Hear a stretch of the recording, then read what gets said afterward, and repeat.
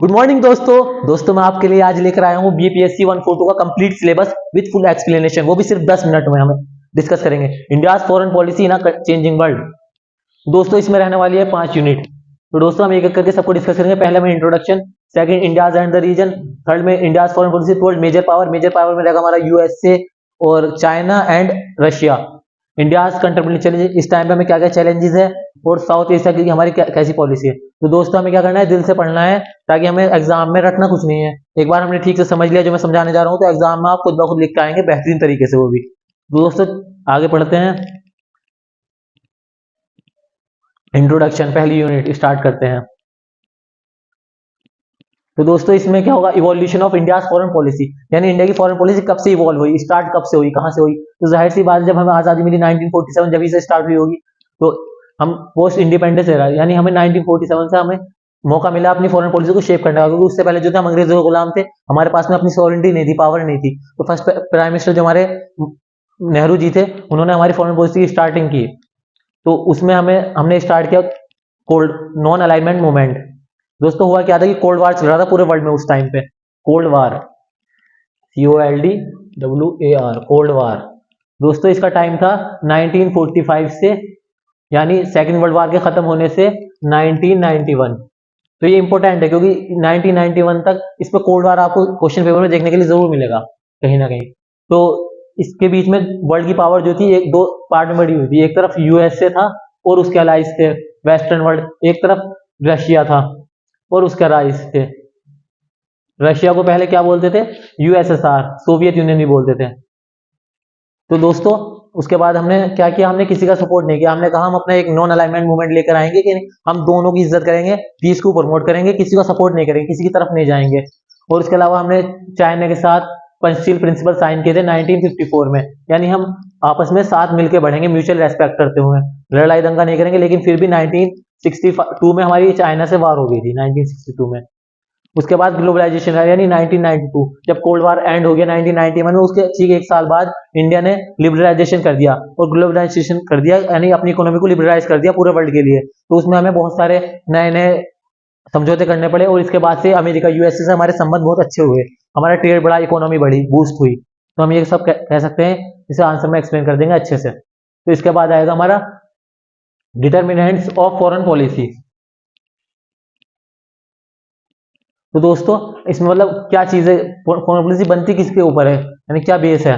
तो सबसे पहले होता है हिस्टोरिकल कॉन्टेक्स्ट। सबसे पहले ये देखा जाए हिस्ट्री कैसी, हिस्ट्री हमारे उनसे ताल्लुकात कैसे थे और हमारा कोई झगड़ा तो नहीं है। अब चाइना के साथ हम कितना ही अच्छा कर ले, लेकिन हमारी हिस्ट्री मिट नहीं सकती क्योंकि हमने उनके साथ वार किया है 1962 में, उन्होंने हमारे ऊपर वार किया है। ऐसी पाकिस्तान है, पाकिस्तान की हिस्ट्री चेंज नहीं हो सकती, वो इंडिया से टूट के बना है, इंडिया के अंदर से इवॉल्व हुआ है और वो इंडिया को यहाँ के दिखाता रहता है और टेररिज्म को सपोर्ट करके इंडिया को परेशान करता है। तो हम हिस्ट्री। तो उसके बाद आएगा जियोपॉलिटिकल लोकेशन। लोकेशन चेंज नहीं हो सकती, सबसे मैटर करता है लोकेशन कहाँ है। जैसे हमारी लोकेशन जो है वो बहुत अच्छी है क्योंकि हमारा इंडिया जो ना 3 तरफ से पानी से घिरा हुआ है, हमारे पास ओशियन है, इंडियन ओशियन है, अरेबियन सी है। तो हमारी जियोपॉलिटिकल लोकेशन मैटर करती है। और ऊपर चाइना के से भी हमारा जो बॉर्डर है वो हिमालय से कवर्ड है, तो ज्यादा हमारा बॉर्डर पे हमारी सिक्योरिटी का इतना इशू नहीं है, लेकिन इतना नहीं है, इतना बड़ा कंट्री है जितना होना चाहिए। इकोनॉमिक इंटरेस्ट, ये भी मैटर करता है फॉरेन पॉलिसी में, क्योंकि जहां हमारा इकोनॉमिक इंटरेस्ट होगा हम वहां जाएंगे। जैसे कि हमें रशिया सस्ता तेल दे रहा, तो हमने रशिया से तेल लिया, वेस्टर्न वर्ल्ड से नहीं लिया, क्योंकि उसके ऊपर सैंक्शन लगे हुए थे। अमेरिका ने हमारे ऊपर दबाव बनाने की कोशिश करी, लेकिन हमने नहीं बनाया। हम फॉरेन पॉलिसी में सोवरेन है, आजाद है, हमने कहा हमारी मर्जी, हम किसी से भी तेल ले। तो ये एक बहुत इंपॉर्टेंट पॉइंट होता है। सिक्योरिटी कंसर्ट, हम सिक्योरिटी देखेंगे। जैसे पाकिस्तान में टेररिज्म को सपोर्ट कर रहा है इंडिया के अंदर, तो हम उसके अगेंस्ट जाएंगे, उसके साथ नहीं जाएंगे, उसकी अपनी पॉलिसी को इसी हिसाब से डिजाइन करेंगे। उसके बाद डोमेस्टिक पॉलिटिक्स, ये भी बहुत इंपॉर्टेंट इशू है जो बच्चे ज्यादा स्किप कर देते हैं। तो डोमेस्टिक पॉलिटिक्स मैटर करती है फॉरेन पॉलिसी में। कैसे करती है, जैसे कि पहले कांग्रेस की सरकार की तो उसकी पॉलिसी अलग होगी, और जो अब आइडियोलॉजी चेंज हो गई, बीजेपी की सरकार आ गई तो उसकी पॉलिसी अलग होगी। जैसा कि हम इजराइल के एग्जाम्पल में देख सकते हैं। पहले इंडिया यूएन में, यूनाइटेड नेशन में हमेशा इसराइल के खिलाफ वोट करता था, लेकिन अब अपसेंट रहने लगा है कहीं ना कहीं, क्योंकि हमारा डिफेंस के मामले में इसराइल से बहुत हम सपोर्ट हासिल कर रहे हैं और एक साथ मिलकर काम कर रहे हैं। तो इसीलिए इंडिया की पॉलिसी चेंज हो रही है बीजेपी के आने से। हम एग्जाम्पल में डाल सकते हैं, इसे एज इट इज लिख सकते हैं हम, तो इस पर हमें बढ़िया नंबर मिलेंगे। तो दोस्तों इसके बाद हम आएंगे national interest and core objective, यानी हमारा नेशनल इंटरेस्ट क्या है, कोर ऑब्जेक्टिव क्या है फॉरेन पॉलिसी के लिए। ये क्वेश्चन में पूछ लेता है, core objective of foreign policy या नेशनल इंटरेस्ट का हम लाया करता है पॉलिसी में तो सबसे ऊपर जो हमारा क्या लाया करता है, नेशनल इंटरेस्ट लाया करता है दोस्तों।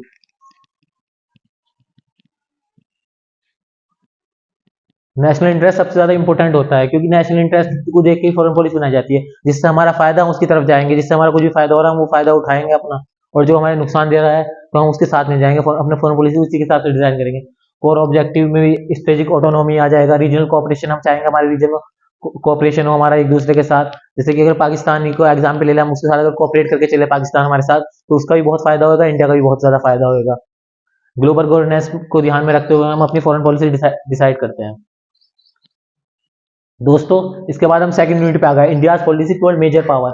जैसे कि मैंने आपको स्टार्टिंग में बता दिया था, तो हमें इसमें पढ़ना है मेजर पावर के थ्रू हमारी पॉलिसी क्या रही है स्टार्टिंग से और अब क्या है। दोस्तों सबसे पहले पढ़ेंगे हम relation with USA. USA so cold super power के साथ हमारे रिलेशन कैसे है। तो अगर हम कहें कोल्ड वार के बाद से हमारे रिलेशन सुधरने शुरू हुए, इससे कोल्ड वार से पहले हमारे रिलेशन अच्छे नहीं थे, क्योंकि ये यूएसए जो थे इंडिया को बिल्कुल सपोर्ट नहीं कर रहा था, और पाकिस्तान को और ब्रिटेन को सपोर्ट कर रहा है। और ब्रिटेन ने हमारे ऊपर हुकूमत की, वो हमारे दुश्मन थे, क्योंकि उन्होंने हमें ऊपर 200 साल तक गुलाम बना के रखा। उसके बाद लेकिन अब हमारी कोल्ड वार के बाद से स्ट्रेटेजिक पार्टनरशिप है, दोनों कंट्री डेवलपमेंट में एक साथ बढ़ रही है। और सिविल न्यूक्लियर डील 2000 साइन में मनमोहन सिंह के अंडर साइन हुई थी, तो इससे हमारे रिलेशन और ज्यादा मजबूत हुए हैं। डिफेंस में कोऑपरेट कर रहे हैं हम, ट्रेड एंड इन्वेस्टमेंट यूएसए के साथ हमारा काफी अच्छा है और ग्रो हो रहा है। जैसे अभी ट्रम्प ने टैरिफ लगाया, तो इंडिया को उसने नहीं लगाया था इंडिया पे, या इंडिया पे कम से कम लगाने की बात की थी, इसीलिए क्योंकि हमारा ट्रेड और इन्वेस्टमेंट यूएसए के साथ बहुत ज्यादा है। इसके बाद हम पढ़ेंगे relation with Russia. Russia world की सेकंड सबसे बड़ी, वर्ल्ड का लार्जेस्ट कंट्री है, और पावर के मामले में सेकंड नंबर यूएसए के बाद रशिया का ही नाम आता है। तो रशिया के साथ हमारी रिलेशन कैसे है, ये बहुत पढ़ना इंपॉर्टेंट है, इस पर भी क्वेश्चन बन जाता है। तो हमारी हिस्टोरिकल टाइज है, हमने 1971 में रशिया के साथ फ्रेंडशिप भी साइन की थी, सोवियत यूनियन था उस टाइम पे, 20 ईयर में खत्म हो गई थी वो हमारी जब से, लेकिन अभी तक भी पार्टनरशिप है हमारी। डिफेंस में बहुत ज्यादा कॉपरेशन है। S-400 जो हमारा डिफेंस सिस्टम है, जो हम मिसाइलों से दुश्मन से बचाता है, सबसे स्ट्रॉन्गेस्ट है, वो हमने रशिया से ही लिया है। एनर्जी मैंने स्टार्टिंग में बताया था, ऑयल गैस हम रशिया से बहुत ज्यादा इंपोर्ट करते हैं, तो इससे हमारे इंडिया को बहुत ज्यादा फायदा होता है। ट्रेड और इन्वेस्टमेंट भी हम रशिया के साथ बहुत ग्रो कर रहे हैं। तो ये सब पॉइंट लिख के हम इस रशिया के रिलेशन वाले को भी बहुत आसानी से कर सकते हैं। हम रिलेशनशिप विद चाइना, चाइना के साथ हमारी सबसे पहले क्या है, बॉर्डर डिस्प्यूट है हमारा 1962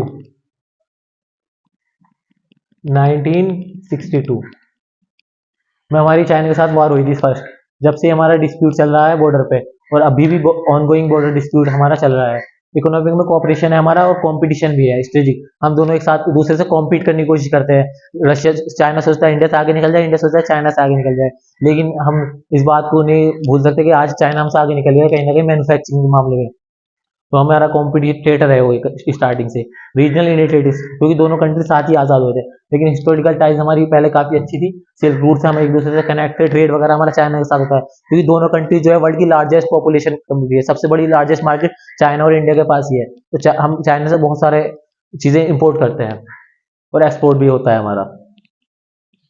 इसके बाद unit 3, India south Asia policy, हम इसको डिस्कस करेंगे। रिलेशन विद पाकिस्तान, तो पाकिस्तान का नाम सुन के तो सबको हंसी आई होगी। तो पाकिस्तान के साथ हमारे कैसे रिलेशन है। देखो पाकिस्तान जो बना था वो 1947 में इंडिया के एक पार्ट था, बना था, और दो हिस्सों में बना था, एक ईस्ट पाकिस्तान, एक वेस्ट पाकिस्तान। वेस्ट पाकिस्तान तो अभी भी मौजूद है, ईस्ट पाकिस्तान को हमने खत्म करके बांग्लादेश बना दिया था 1971 में। ये सारे पॉइंट हम आंसर में लिख सकते हैं 1971 में। तो हमारी हिस्टोरी कैसी है, वॉर से भरी हुई है। सबसे पहली बार हमारी 1949 में ही हो गई थी। तो पाकिस्तान से हमारी लड़ाई हुई। कश्मीर इशू अभी तक का इशू बना हुआ है, उन्होंने इशू बना रखा है। Terrorism, Pakistan by terrorism India के लिए बहुत बड़ा कंसर्ट है, जैसे कि अभी हम एग्जाम्पल में पहलगाम अटैक डाल सकते हैं। करंट स्टेटस जो रिलेशन वही है कि तनाव बना हुआ है, बॉर्डर पे इनसिक्योरिटी रहती है।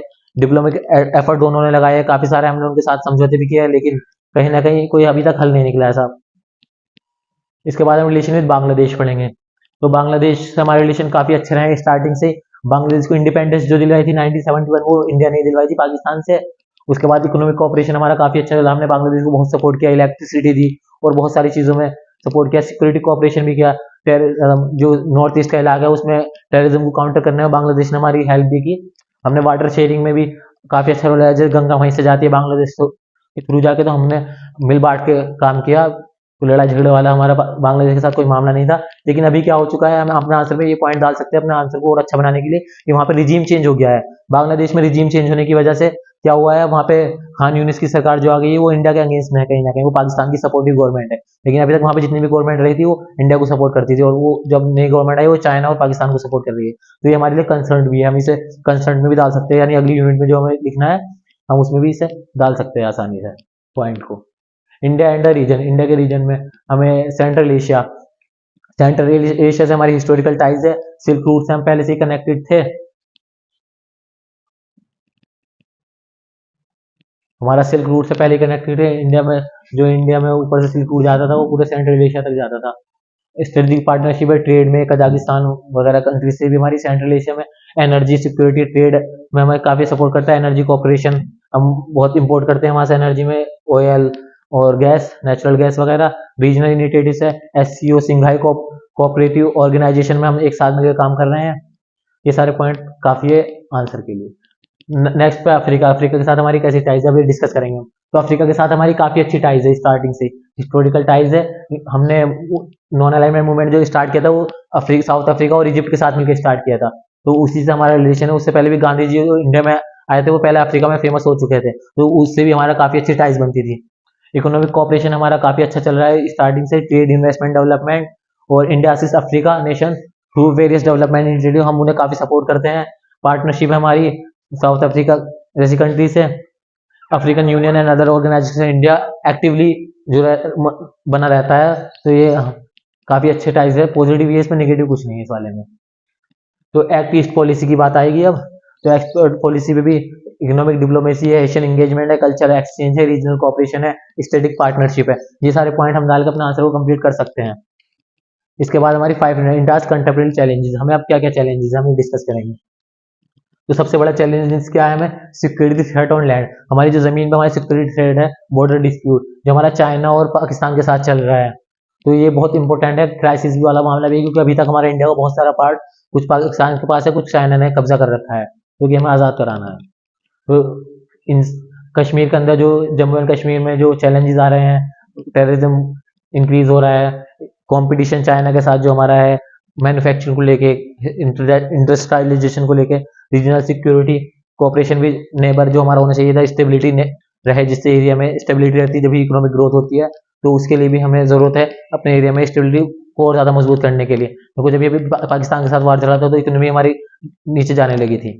क्यों? शेयर मार्केट क्रैश होने लगा था। क्यों? क्योंकि जब तक स्टेबिलिटी रहती है जब तक इकोनॉमी ग्रो होती है। तो हमें इसे बनाए रखने की सबसे बड़ा इशू जो है वो टेररिज्म का इशू है, ये बहुत इंपॉर्टेंट है, क्योंकि India face terrorism threat primary from Pakistan based group.